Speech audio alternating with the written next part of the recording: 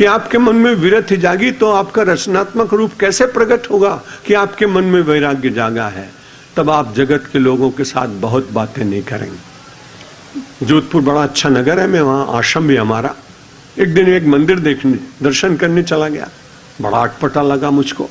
सब 70 और 80 वर्ष के बीच के लोग, दर्शन तो 2-5 मिनट में कर लिया होगा, सब इकट्ठे हुए और वहां पत्ता रम रहे थे, ताश खेल रहे थे।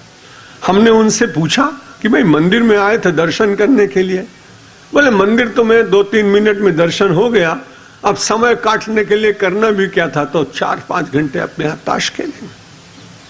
अब इतने आयु हो जाने पर भी वास्तव में ठीक से धर्म का पालन यदि किया होता अनुष्ठानात्मक, तो मन में तुरंत आता कि इतना समय मिला, अब श्रीमद् भागवत पढ़ लें, महाभारत पढ़ लें, संतों की वाणी पढ़ लें, कल्याण के अंक ले आए और जो अच्छा साहित्य है।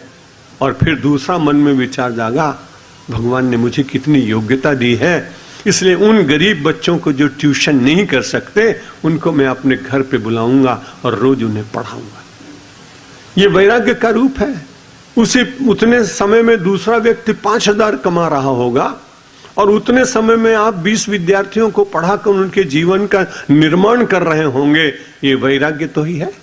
उस संपत्ति के प्रति, उस पैसे के प्रति जो मिल सकता था, आपने मन को समझाया, नहीं बहुत कमाया है, अब कुछ ऐसा भी करना चाहिए जिसमें दूसरे का लाभ हो। धर्म तिविरत, जिसकी जो जो योग्यता है उस योग्यता को विराट परमात्मा के चरणों में समर्पित करने की जो इच्छा आपके मन में जागेगी, वही आपके लिए वैराग्य होगा और उस वैराग्य से परमात्मा प्रसन्न होते हैं।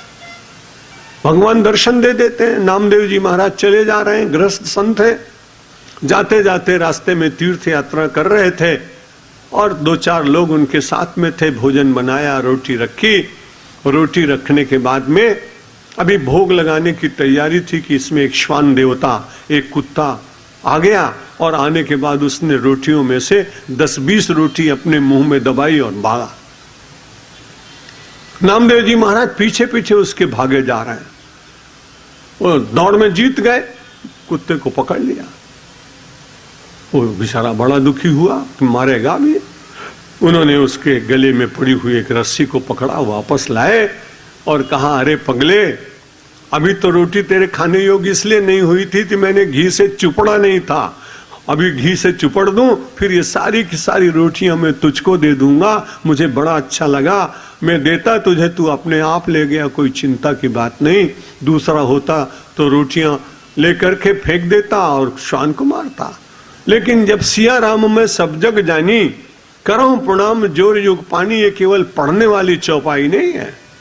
परमात्मा को सर्वत्र देखने की इच्छा, निष्काम कर्म करते करते सकाम खूब करो, लेकिन परमात्मा से प्रार्थना भी करते रहिए कि महाराज सकाम कर्म करते करते कभी ऐसी जीवन में स्थिति दो, महाराज निष्काम हो जाओ। किसी को कुछ देने के बदले मुझे कुछ प्राप्त हो, ऐसा नहीं। मैं केवल अपना ऐसा मानकर कि मैंने नारायण की सेवा की है, यदि इस प्रकार का आप प्रयत्न करेंगे तो निश्चित रूप से आपके भीतर भगवान की कृपा जागेगी। नहीं कश्चित क्षणमपि जातु तिष्ठत्य कर्मकृत कार्यते हवशक कर्म सर्व प्रकृति जैर गुण। निश्चित रूप से अपनी प्रकृति और स्वभाव के कारण आपको कर्म करना ही पड़ेगा, इसलिए कर्म का मिथ्या त्याग करना बहुत उचित नहीं है।